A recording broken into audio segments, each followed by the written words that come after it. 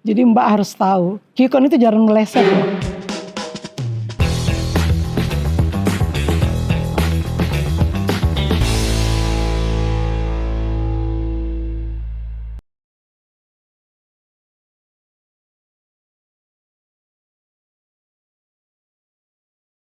Acara ini dipersembahkan oleh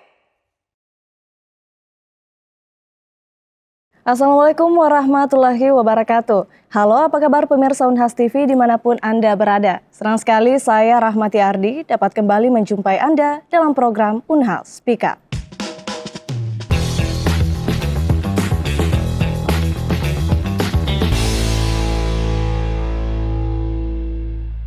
Pemirsa, survei telah menjadi bagian yang tidak terpisahkan dalam kehidupan sehari-hari kita, mulai dari polling politik hingga survei kepuasan pelanggan, hadir dalam berbagai aspek di kehidupan sehari-hari kita.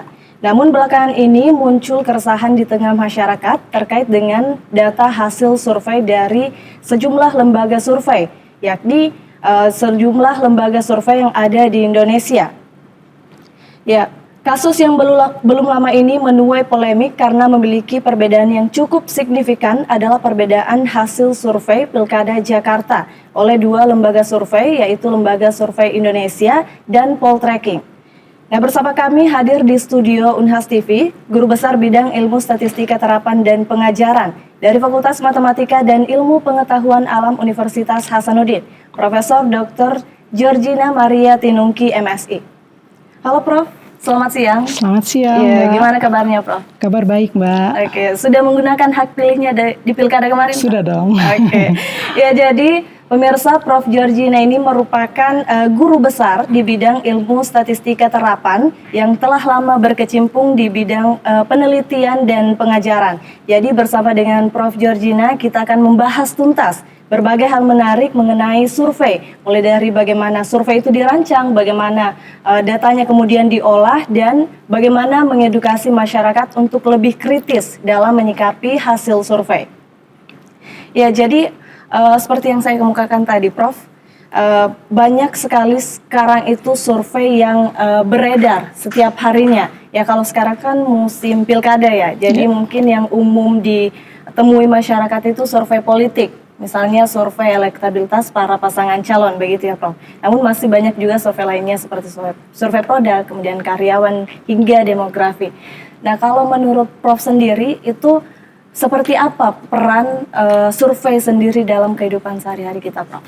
Jadi kita tahu bahwa peran penting survei itu sangat membantu dalam menggiring masyarakat untuk melihat seperti apa opini-opini masyarakat. Jadi kita tahu kan dalam polling pilkada kemarin, kita harus melihat rekam jejak daripada masyarakat itu terhadap survei itu harus jelas. Jadi kalau kita lihat survei itu tidak sesuai dengan metode yang digunakan, jadi kan survei itu kan ada beberapa item yang harus kita lihat ya. Jadi yang pertama yaitu survei itu betul-betul sesuai dengan apa yang rekam jejaknya. Jadi jangan ada survei yang tidak sesuai loh. Rekam jejaknya tidak jelas. Ini survei apa sebenarnya? Yang kedua, metodologinya harus tepat. Yang ketiga, respondennya juga harus sesuai. Jadi metode yang kita gunakan itu harus sesuai. Maksudnya begini. Jadi respondennya itu, sampel yang kita ambil itu harus representatif. Maksudnya apa? Sampel itu betul-betul bisa mewakili populasinya. Ya, jadi yang dimaksud itu adalah kita harus menggunakan metode-metode sampling yang tepat. Jadi seperti misalnya metode yang paling sederhana kan simple random sampling. Tapi kita lihat bahwa geografis negara kita ini ada daerah-daerah terpencil. Jadi tidak mungkin kita menggunakan random. Jadi kita harus menggunakan katakanlah clustering. Apa itu clustering? Yaitu bagaimana kita mengelompokkan. Kita mengelompokkan daerah-daerah yang mempunyai karakteristik yang sama. Tujuannya agar apa? Agar hasilnya tidak berbias. Jadi kita mengurangi varians yang terjadi. Jadi seperti itu. Dan yang kedua yaitu kita harus melihat responden yang betul memberikan jawaban yang tepat. Karena banyak juga responden yang asal-asalan memberikan jawaban. Makanya hasilnya itu tidak valid. Jadi makanya kita harus lakukan dulu validasi terhadap responden yang akan kita survei.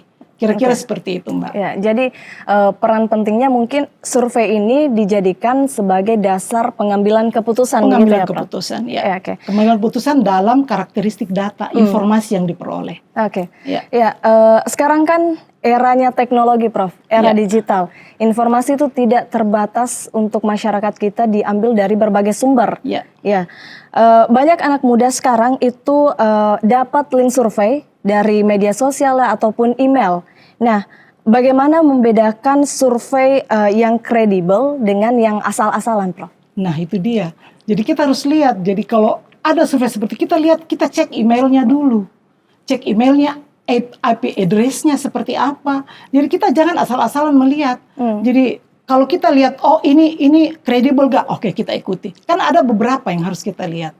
Jadi anak muda itu harus bisa memfilter mana yang bisa dia percaya survei ini berasal dari betul-betul lembaga-lembaga yang mempunyai rekam jejak yang baik. Berarti untuk memilih tips memilih survei yang kredibel itu lihat rekam jejak dari lembaga. Rekam jejak. Oke, itu salah satunya, Prof. Salah satunya. Jadi banyak survei sekarang loh, macam-macam lembaga penyelenggara. Jangan asal-asalan kita memilih anak-anak muda khususnya ya. Kan sekarang media sosial sudah ya kita tahu lah macam-macam ya. Jadi kira-kira seperti harus kita lihat IP address-nya dulu dari mana. Ya kita harus lihat emailnya kita cek dulu. Jadi jangan yang email-email asal-asalan kan kelihatan dari email kelihatan ini surveinya kredibel nggak? Kira-kira seperti itu, Mbak. Berarti ya pemirsa lihat dulu rekam jejak dari penyelenggara surveinya sendiri supaya yang kalian isi itu survei yang tidak asal, jangan sampai yang kredibel, yang asal-asalan ya, Prof. Jangan yang asal-asalan. Ini kan tadi kita berbicara tentang si pengguna surveinya. Kalau untuk si pembuat survei sendiri itu, Prof, bagaimana sebuah survei yang baik itu dibuat? Dari mulai mungkin menentukan tujuan sampai pengolahan datanya, Prof. Gimana? Ya, jadi pembuat survei itu dia harus membuat. Jadi kan dia akan melakukan dulu. Jadi ada survei itu kan macam-macam. Bisa dia buat kuesioner, dia sebarkan kuesioner. Jadi kuesioner yang baik itu adalah pertanyaan yang bisa memancing responden untuk memberi jawaban sesuai dengan tujuannya mau apa. Jadi pertanyaannya harus valid dulu. Jadi ada namanya validasi pertanyaan. Yang kedua, metodologinya juga harus tepat. Yang tadi saya bilang. Jadi kalau metodologinya tidak tepat, pasti hasilnya akan berbias. Jadi kita inginkan seperti itu. Dan juga bagaimana kita membuat survei itu, kita memancing bahwa masyarakat itu, pertanyaan-pertanyaan itu betul-betul bisa menggiring masyarakat untuk menjawab sesuai dengan tujuan kita. Kalau pertanyaan kita tidak bisa memancing, pasti hasilnya kan tidak sesuai dengan keinginan. Jadi itu adalah survei yang baik. Jadi harus sesuai dengan tadi item yang saya sampaikan.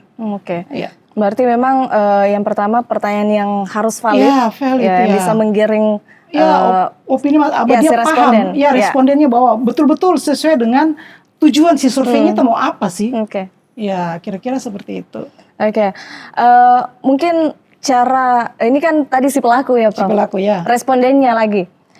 Bagaimana cara memastikan responden survei itu jujur dalam menjawab atau bahkan bukan responden palsu? Karena kan biasa sekali itu, Prof ya. Pembuat survei memalsukan respondennya untuk apa? Supaya prosesnya itu lebih singkat dan lebih mudah, Prof. Biasanya kalau kuesioner kita kembali ke kuesioner. Kuesioner itu kan biasa orang tidak mengisi nama ya. Tidak mengisi nama ya. Hanya dikodekan aja ini responden 1, 2 dan seterusnya. Jadi kalau kuesioner itu kadang orang menjawab, orang tidak bisa kita bawa paham betul ini benar-benar dia jawab sesuai dengan hatinya.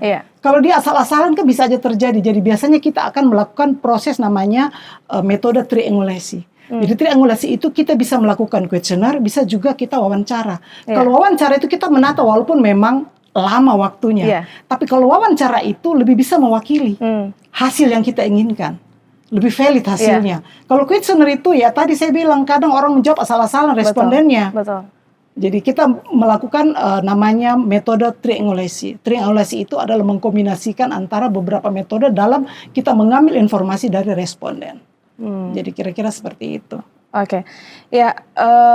Biasa kan dari survei itu ada mungkin kalau kita lihat Prof, apakah ada survei yang meleset jauh dari hasil sebenarnya Prof?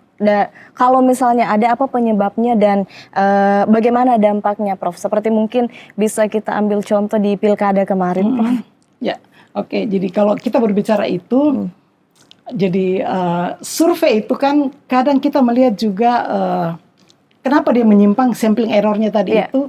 Jadi kita melihat margin errornya itu. Margin of errornya itu adalah bagaimana rentang kesalahan. Jadi kalau misalnya kita katakan tadi ada kandidat yang sudah 50%, yang tadi Mbak bilang yang pilkada Jakarta. Jadi kalau udah lebih 5% kita adakan kan yang putaran kedua dan seterusnya, itu kita harus lihat margin errornya, artinya rentang kesalahan yang bisa. Jadi kalau misalnya 50%, kalau margin errornya itu adalah 5%, atau katakanlah 3%, artinya rentangnya itu adalah mulai dari 50 minus 3 dan 50 plus 3, artinya 47 sampai 53%, itu margin of errornya. Jadi kira-kira seperti itu. Jadi kita harus lihat. Jadi sampling errornya seperti apa. Jadi itu yang bisa, rentang yang bisa ditoleransi sebesar itu. Jadi kira-kira seperti itu Mbak. Jadi tergantung kasusnya juga, saya bilang ya, kalau penentuan margin errornya itu. Terkait dengan tingkat kepercayaan. Jadi kan biasanya orang pakai tingkat kepercayaan 95%, artinya alfanya itu adalah 5% kalau kita bicara dalam statistik. Baik, pada akhirnya survei yang baik itu lahir dari pembuatan yang sesuai dengan teknik dan metode yang berdasarkan metode yang tepat. Metode yang tepat. Dan sekali lagi responden yang jujur responden yang jujur, memberikan informasi. Makanya tadi jadi questionnaire itu ada kelebihan kekurangannya. Kelebihannya itu kita bisa mendapatkan responden yang banyak sekali dalam waktu singkat. Kekurangannya adalah kadang ada responden menjawab tidak sesuai dengan harapan kita, tujuan kita. Hatinya itu berbeda dengan apa yang dia isi. Tidak sesuai dengan preferensi mereka. Tidak sesuai dengan preferensinya. Jadi, tapi kalau makanya saya bilang kita lakukan namanya metode triangulasi. Jadi kita bisa kombinasikan antara questionnaire dan wawancara. Jadi perlu juga itu. Jadi ya itu tadi supaya kita mendapatkan hasil sesuai dengan apa yang diinginkan. Ya, jadi pemirsa, seperti yang kita ketahui pada Rabu 27 November kemarin, Indonesia telah melakukan pemilihan kepala daerah atau pilkada serentak 2024. Nah, sebelum pemilihan itu, hari pemilihan itu sudah banyak sekali survei yang tersebar. Nah, ketika kita berbicara mengenai survei itu banyak orang beranggapan bahwa itu adalah tugas yang sederhana. Bikin pertanyaan kemudian disebarluaskan dan kemudian dikumpulkan hasilnya. Namun di balik itu ada sejumlah tantangan yang ditemui, khususnya bagi si pembuat survei. Nah, apa saja tantangan atau kendala yang dapat ditemui dalam proses pembuatan survei untuk menghasilkan hasil survei yang lebih akurat? Itu akan dijawab oleh Profesor Georgina. Namun jangan kemana-mana karena kita akan kembali setelah jeda pariwara berikut ini. Tetap di Unhas Speak Up.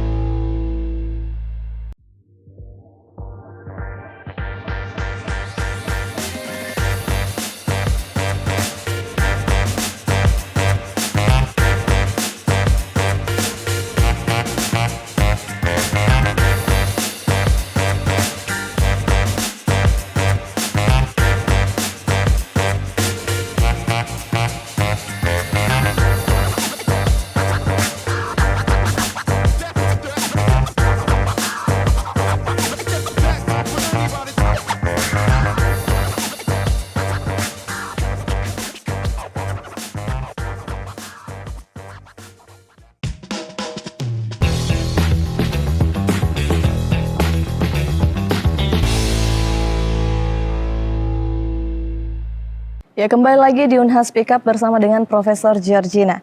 Ya, seperti yang saya jelaskan tadi, Prof, berbicara tentang momen demokrasi, Prof. Ya, Indonesia baru saja mengadakan pemilu pilkada serentak 2024. Nah, menurut Prof sendiri, apa tantangan unik dalam melakukan survei politik di negara sebesar Indonesia dan memiliki daerah dengan karakteristik yang beragam, Prof? Gimana? Ya, baik. Tantangan itu yang pertama mungkin kita lihat bahwa negara kita ini kan beragam ya, Iya. mulai dari suku, agama, Betul. culture-nya ya. Jadi kita lihat jadi seperti itu. Jadi itu adalah salah satu tantangan. Iya. Dan juga letak geografisnya karena ada daerah-daerah terpencil ya di negara kita ini. Jadi itu juga salah satu tantangan. Dan juga kalau daerah terpencil itu pasti datanya itu atau responden yang kita dapatkan itu kan pasti agak kita kesulitan. Iya. Dan juga tantangan yang berikutnya adanya responden yang memberikan jawaban yang tidak sesuai.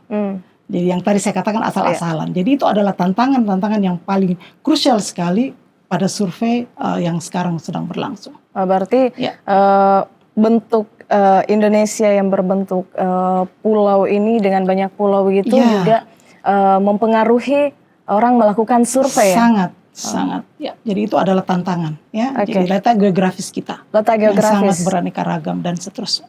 Dan responden juga ya, Prof, tentunya. Respondennya. Iya, mungkin tentang transparansi dalam survei politik. Kita kan bahas tentang survei politik karena baru-baru saja kita melakukan pilkada serentak begitu, Prof. Bagaimana pandangannya tentang transparansi dalam survei politik? Seberapa penting kemudian penyelenggara survei itu bisa mengungkapkan sumber pendanaan atau metodologi yang digunakan kepada publik, Prof. Dan sebelum itu mungkin bisa disebutkan metode-metode apa yang kemudian digunakan dalam pembuatan survei begitu, Prof. Ya, baik.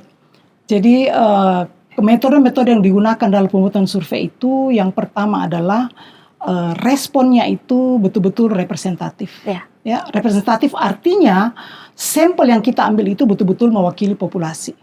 Jadi kalau tidak seperti itu pasti hasilnya nggak sesuai keinginan. Jadi maksudnya adalah kita menggunakan metode-metode yang tepat yang biasa disebut dengan metode sampling random ya atau metode penarikan contoh. Jadi yang paling sering tadi simple random sampling ya. Jadi ada juga metode clustering.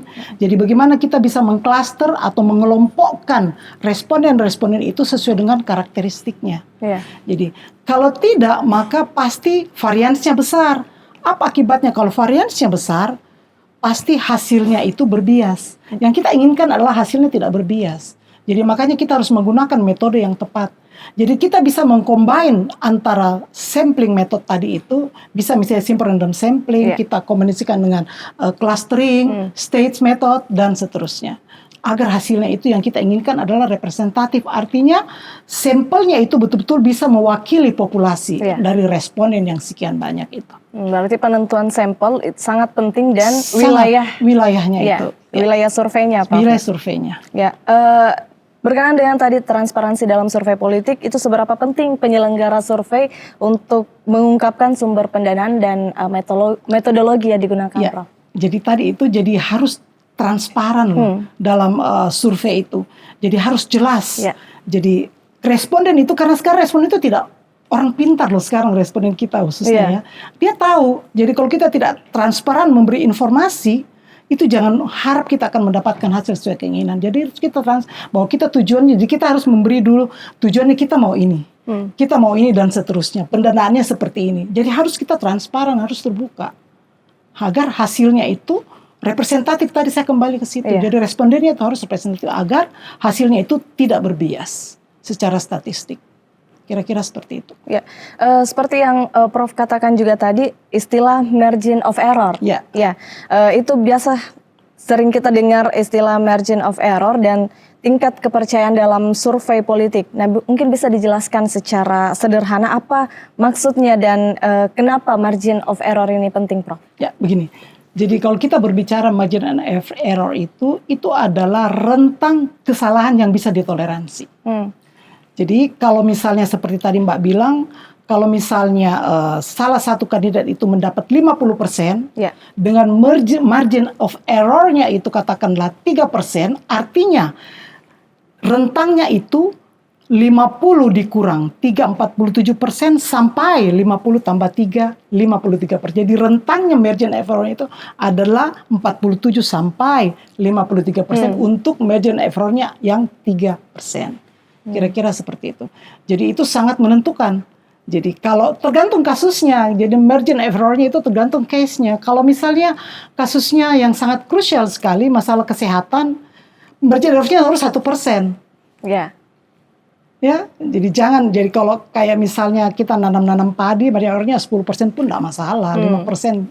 It's okay, no problem ya. Tapi kalau masalah yang sangat krusial, makanya kalau masalah polling politik tadi itu 3% sih it's okay. Jadi nilai tengahnya kita ambil. Ya, itu yang dimaksud dengan margin of error.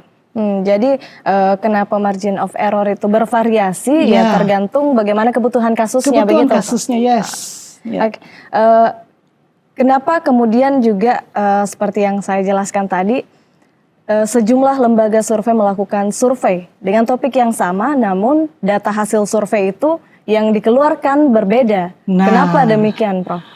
Itu metodenya yang keliru banyak. Tergantung, tadi saya bilang, jadi kalau kita melakukan survei itu yang harus kita lihat duluan adalah metodenya tepat nggak yang kita gunakan. Yang tadi saya bilang. Terus respondennya itu kita sudah validasi nggak? Karena jangan ambil responden sembarangan. Jadi harus kita validasi respondennya ini valid nggak orang-orang ini yang untuk sebagai informasi. Jadi kan kita kan tujuannya kan mendapat informasi. Jadi kita harus lihat respondennya sesuai nggak apa yang kita harapkan orang-orang ini. Ya, jadi kan tidak mungkin. Jadi kita sebagai seorang peneliti itu harus bisa melihat bahwa seperti ini loh, ini tepat nggak, metodenya tepat nggak. Ya, jadi seperti itu. Berarti satu hal pada intinya metodologi itu mempengaruhi semua hasil survei. Sangat, sangat mempengaruhi. Ya, berkaca pada fenomena quick count. Quick count. Istilah quick count pasti sedang digembor-gemborkan sekarang, Prof. Ya, istilah quick count yang baru saja berlalu lalang di jagat dunia maya beberapa hari yang lalu. Ya, bagaimana proses dan metodologinya sendiri, Prof? Mengapa hasilnya itu bisa cukup akurat? Yes. Jadi Mbak harus tahu, quick count itu jarang meleset loh. Betul. Perhatikan, quick count ya mulai dari RI dan seterusnya itu jarang meleset. Pasti itu tepat, kesalahannya kecil. Karena apa? Di situ sudah ada orang-orang yang tepat bekerja dalam melakukan quick count atau hitung cepat. Sudah ada orang-orang yang bekerja di situ. Orang-orang yang sudah mengerti tentang metodologi statistik khususnya. Dia tahu metode apa yang dia gunakan. Jadi makanya itu hasilnya itu selalu tidak berbias. Betul. Jadi itu tadi. Jadi tadi saya katakan bahwa harus betul-betul dalam kita melakukan quick count itu agar hasilnya tidak berbias atau unbiased. Jadi kita harus menentukan metode yang tepat. Jadi ada orang-orang statistik yang bekerja di situ, yang betul-betul paham tentang metodologi dalam melakukan itu, ya, penentuan.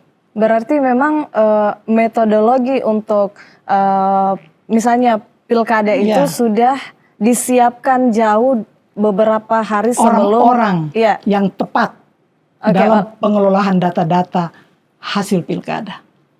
Memang itu sekitar berapa hari kemudian itu disiapkan, Prof, oleh orang-orang statistik?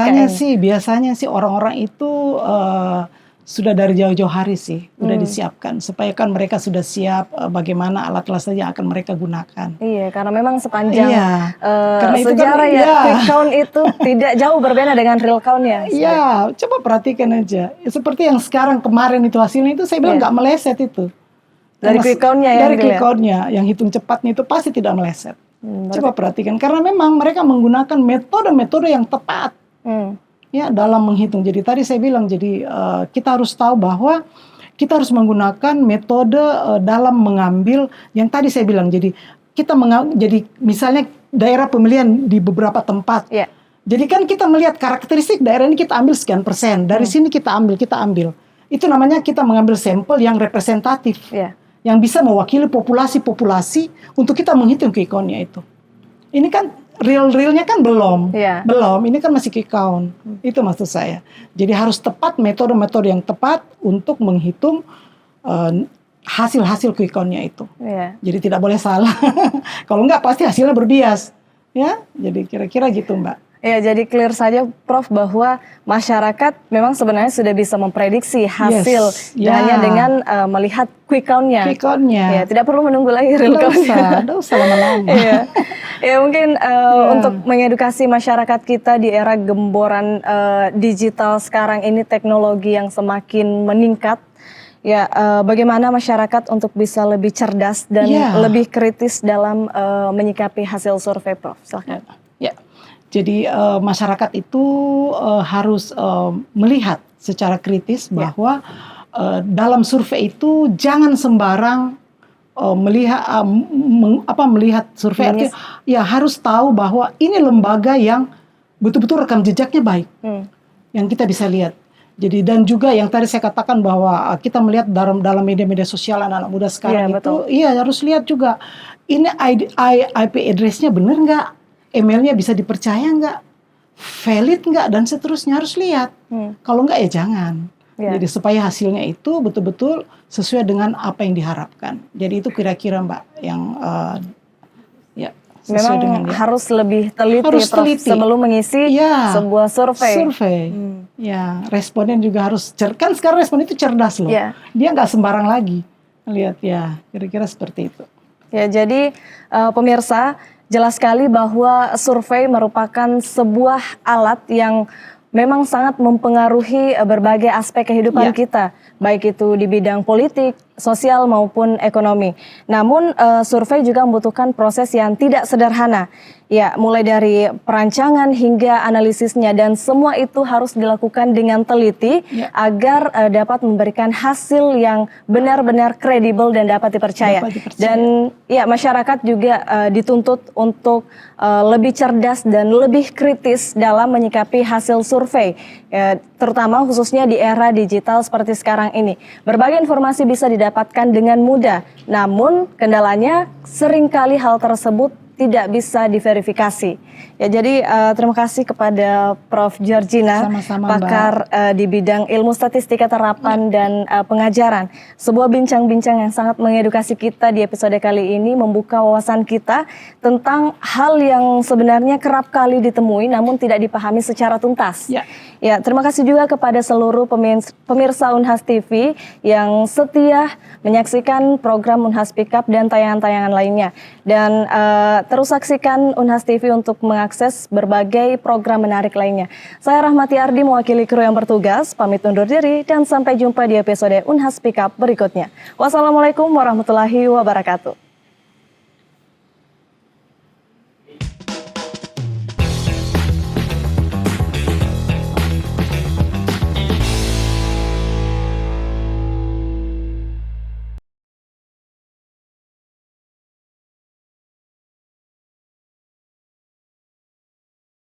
Acara ini dipersembahkan oleh